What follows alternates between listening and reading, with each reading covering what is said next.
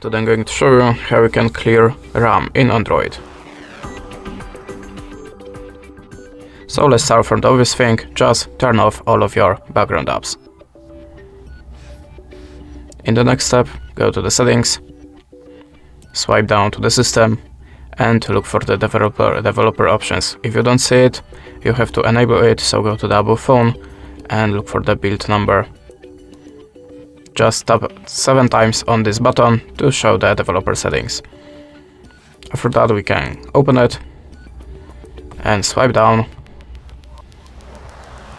Then look for the transition animation, window animation and the animator animation.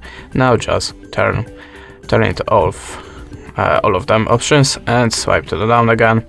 Now just look for the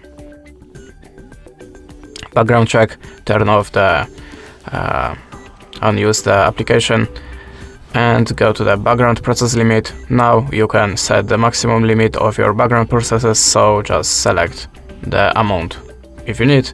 In my case it's a maximum 2, and this is the way how you can clear RAM of your Android device. And that's it. Thanks for watching, leave us a like or a comment, and goodbye.